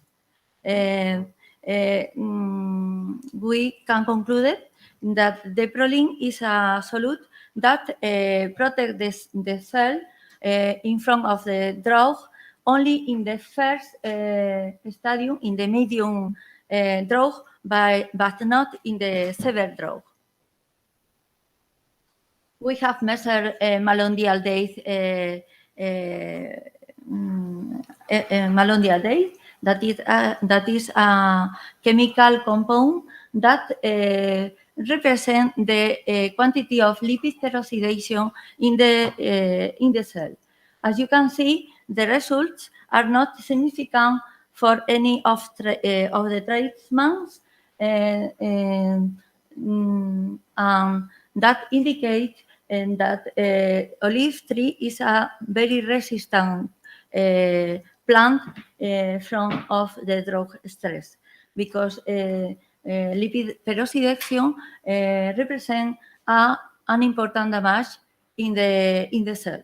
When it is very high, the plant is very damaged in their cells. Respect to the photosynthetic analyzer, we have a course of photosynthesis light at different intensities of light in the control samples. As you can see, the behavior of each cultivar is very different, being the most photosynthetically efficient xelaela and chiquititadas, respect to the Consejo de Jaén and Frantoyo, and that are the less efficient photosynthetically. If we have calculated the saturating irradiance bond for the control samples. As you can see, these data are very different between the 14 cultivars, and we have calculated at saturating irradiance the water use efficiency and the instantaneous water use efficiency. We have studied the course of photosynthesis light along of the time in the drought stress. We can see the control course and the 21 drought course and 42 drought course. As you can see, the efficiency photosynthetically in each of the varieties is decreasing along of the time. In the two first varieties, with a minimal lack of water, the plant response diminishes sharply the assimilation in front of Empeltre, that the plant response diminishes gradually the assimilation with the lack of water. We have, beside course of CO2 in front of photosynthesis, and you can, in the control samples, as you can see, the most efficient photosynthetically is Martina and Arbosana in this part of the course, and in front of this, the less efficient are Frantoyo and Consejo de Jaén. The assimilation in different days after the irrigation respect to the CO2 are decreasing along of the time, throughout the time, in the different cultivars from the control to the 6 week after the irrigation. We have to analyze all these data more deeply. And the future task in this work package 4 is with the result of with other thousand of results, we could conclude what is the most tolerant and most sensitive varieties from the drought stress, and we will extract the RNA to the select cultivars for the analysis of RNA seq for the transcriptome. Thank you very much for your attention. I'm sorry for my name.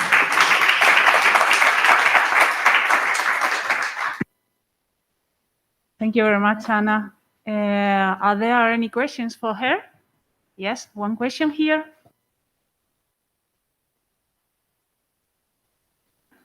Thank you very much. My question is about this work package.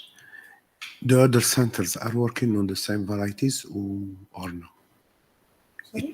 The other centers who... No, only in the characteristic.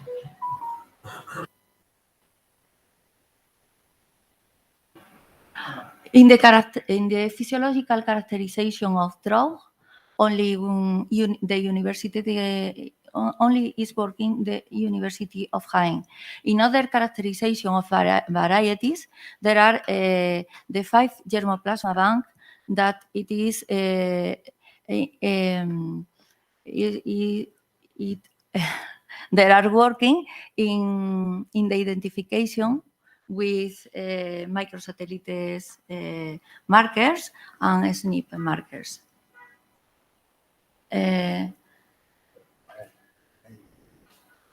Sorry. Because before I'm working I was the coordinator of Gen 4 in Marrakesh center. So we are working on a lot of varieties and one of the aspects more important in this project is the drought and tolerant drought. I think it could be better if everybody works on the same varieties to have the results, to coordinate the results. Yeah. Yes. It is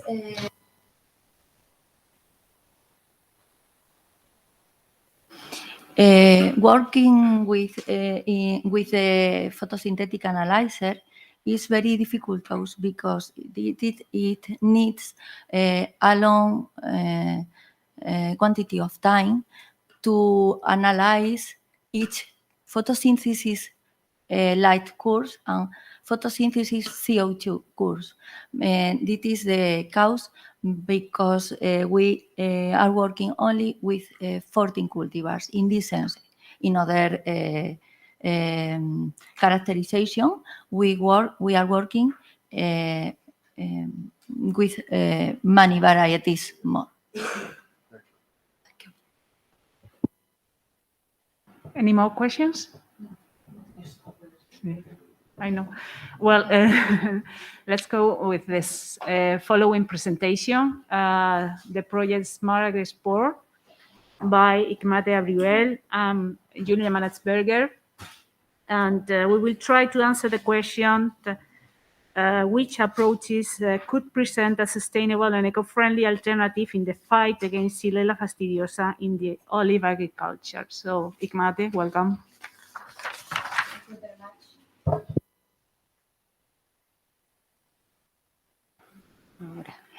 Okay, thank you. Good morning to everybody. Thank you very much to the OFIPI of the University of Jaén and especially to Nieves for the organization of this event and also to the AOC for receiving us here. Thank you very much. Okay, so let's introduce myself. My name is Hikmate Abriuel and I am the coordinator of the Mercury fighting the xelaela fastidiosa threat to European Union agriculture novel smart biopesticide, whose the beneficiary and the principal investigator is Dr. Julia Manetsberger. This project started some months ago, so we will speak about the main objective of this project we are developing at the University of Jaén. So my colleague Julia and me, we will talk about pesticide use and the climate change which approaches could present a sustainable and eco-friendly alternative in the fight against xelaela fastidiosa in olive agriculture, question which will be addressed in the frame of this project we are developing at the University of Jaén. So to go through the main scope of this project, I think it's and make a correlation between xelaela fastidiosa in olive agriculture and the climate change. I think it's necessary to give an overview about the microbial diseases which affect the olive agriculture and their impact on climate change and vice versa. Then my colleague Julia will talk about the main objective underlined in our project with more details. And let's see. So I think the microbial diseases in olive agriculture have considered very important, great challenge. These microbial diseases affect olive agriculture caused by different microorganisms such as bacteria, fungi, and viruses. The most common diseases known in olive agriculture, such as verticillosis, which is caused by the soil fungus verticillium. Among the bacterial infection, we can mention Pseudomonas and also Xylella. Pseudomonas is responsible of the olive knot, which is characterized by dry of branch and also the reduction of production. So the dreaded pathogen Xylella fastidiosa, as we can see in the picture, is considered as the most dangerous pathogen worldwide, causing a disease known as olive quick decline syndrome, which consisted in the wilting and scorching of foliage and eventually the death of the plant. So we can consider it as the most dangerous pathogen. So the consequences of these microbial diseases in olive agriculture are quite considerable because they cause the plant death, the pathogen spread to other plants, the economic cost. In the case of olive agriculture, the economic cost could run to over 20 billion euros, so it's very significant.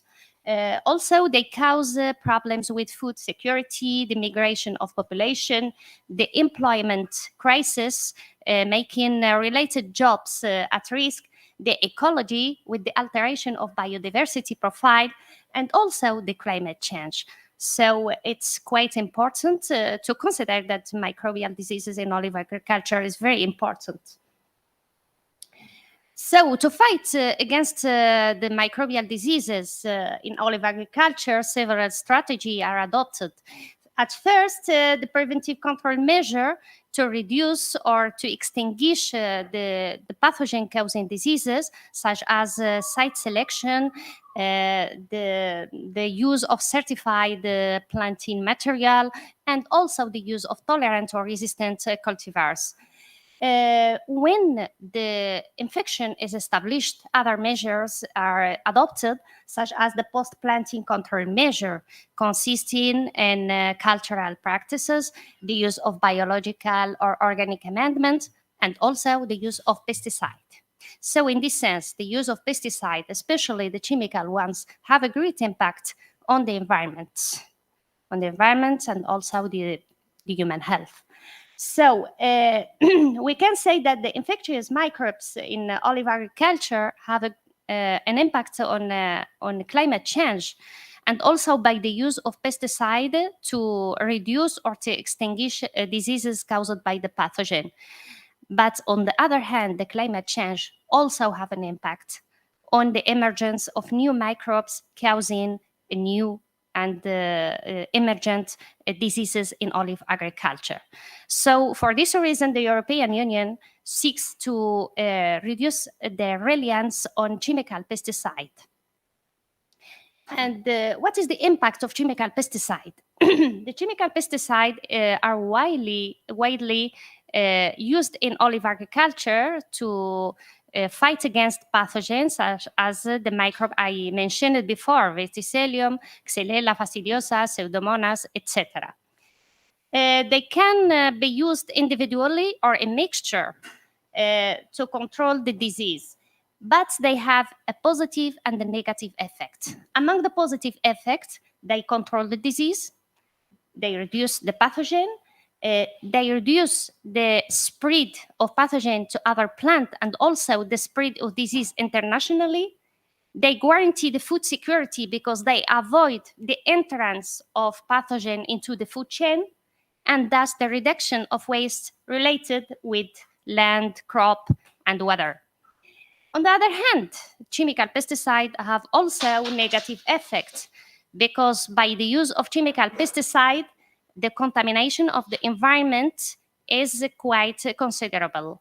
And because the majority of chemical pesticide are non-biodegradable. So by their toxicity, they also cause health problems such as cancer, allergy, or autoimmune diseases. They also affect the biodiversity because chemical pesticides affect indistintly targeted and non-targeted microorganisms.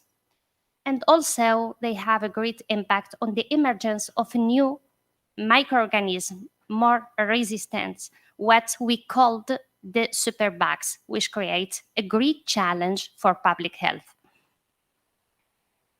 So, to reduce the use of chemical pesticide in olive agriculture and in according to the European Union policy, other strategy, non-chemical strategy, are adopted, such as the use of biopesticide as a promising alternative to fight against pathogen, because they are most effective, sustainable, commercially viable and eco-friendly, and also safe because no threat to human health.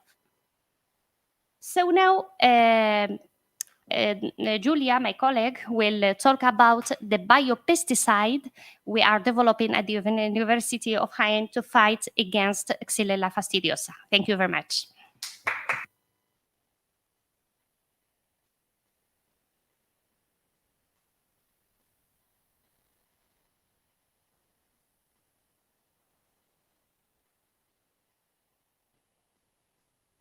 Thank you to my colleague Hikmate, and also thank you to the IOC to host us here today, and of course to FIPI to make this meeting possible.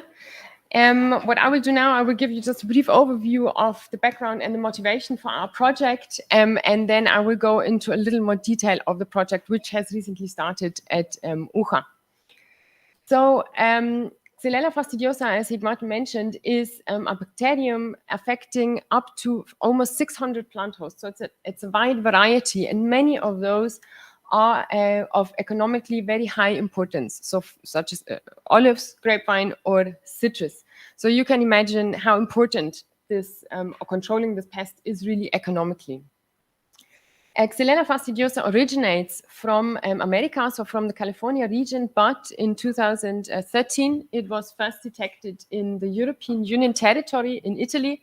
And I think most of us are familiar with these images, with these devastating images of beautiful old olive fields that within a question of years or months even have been destroyed and are now a field of dead trees, really. So how does xelaela fastidiosa act? As I said, it's a bacterium and it colonizes the xylem of a tree. The xylem is a conductive system going from the root into the canopy and supplying the tree with water and nutrients.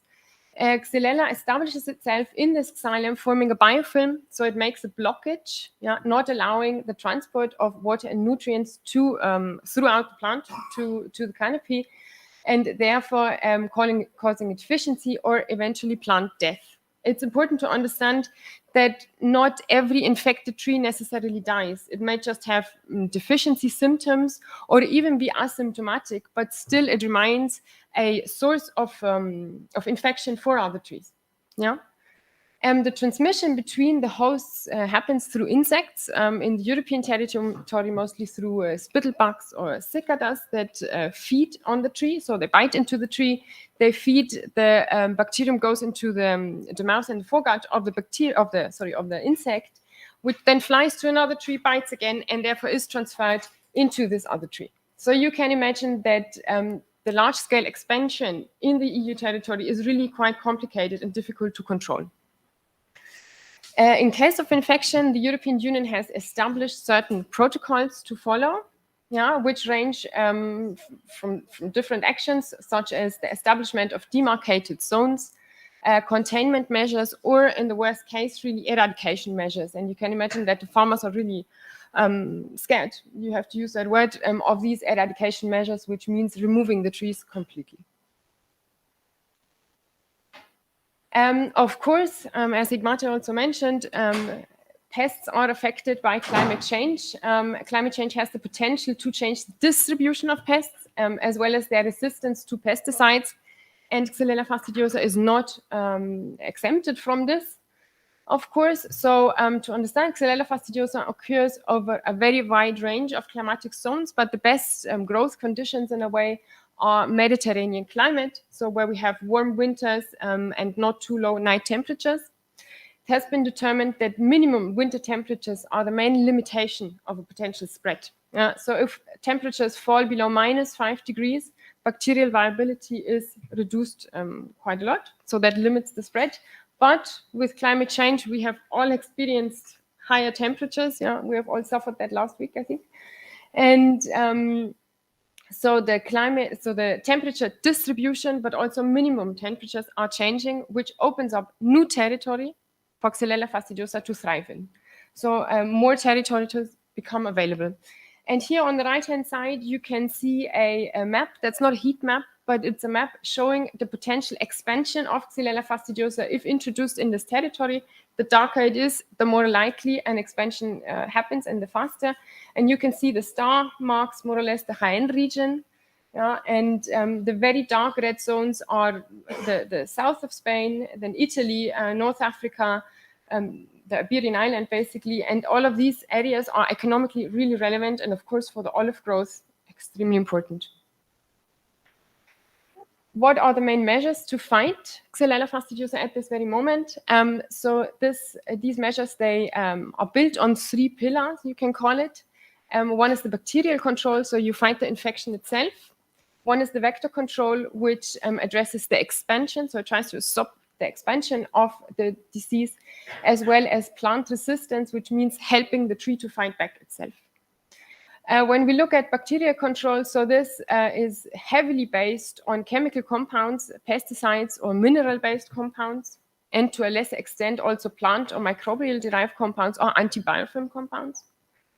When we talk about vector control, so controlling the expansion, this is again heavily based on pesticides. In this case, insecticides and repellents, as well as physical control measures, which could be the control of vector population or the removal of juveniles or the introduction of natural enemies, which in itself, again, could alter biodiversity, as we're aware of. And finally, plant resistance. There's a lot of research going into looking into resistant genes as well as targeted breeding, but these approaches have their own hurdles, especially regulatory hurdles in the European Union to be introduced into agriculture.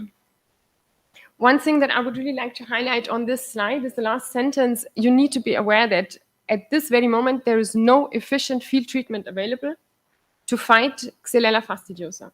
So once the infection is there, it is very difficult, if we're going away from this chopping down the trees, it's very difficult to control and eradicate Xylella fastidiosa once it's established in the territory.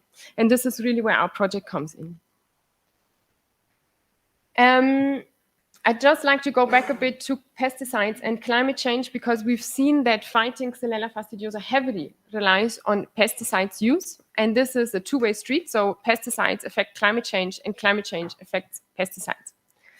The first one, for how do pesticides contribute to climate change? Well, there's a direct and an indirect action. And I'd just like to give 2 brief examples. The first one is a direct action where pesticides are mostly based, many of them are based on fossil fuels. And during their production, they of course have an effect on climate change as well as transportation. And then we also have indirect action. And I wanted to explain soil as a carbon sink, but I think we heard this morning a lot about it, so I don't need to go into detail about this anymore. So the soil can act as a climate sink. It means it absorbs the CO2 in the atmosphere and therefore regulates or even lowers the level of CO2. However, the application of pesticides into the soil can change the chemical composition of the soil, altering its sequestration potential, meaning that the soil can actually take up much less CO2, having a negative effect again on climate change. But also, as I said, it's a two-way street. Climate change heavily impacts pesticides use.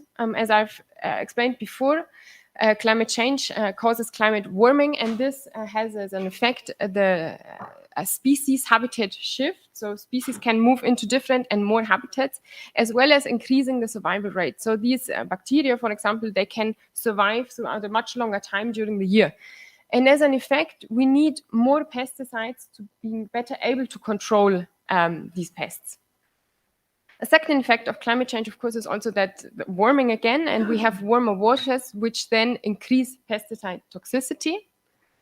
And heavier rainfalls, also very typical, increase leaching risk. So more pesticides go into the water. And finally, we need to quickly talk about droughts. So there's also, it's more common to have droughts due to climate change, which then inhibits pesticides degradation. So if we just think about that, we have more pests in more areas, which means we need more pesticides. These pesticides more easily get into the water where they're more toxic, and those pesticides that don't go into the water will remain into the soil for a longer amount of time. This is very charged. So it is really no surprise at all that the European Union has set out several legislations in order to address climate change and all its effects that it has. And I think in this kind of setting that we have today, it would be quite interesting to highlight the European Green Deal. The European Green Deal is a set of policy initiatives aiming at achieving the EU climate goals, as well as ensuring healthy soil, clean air, and fresh water. And that's also very important, I think,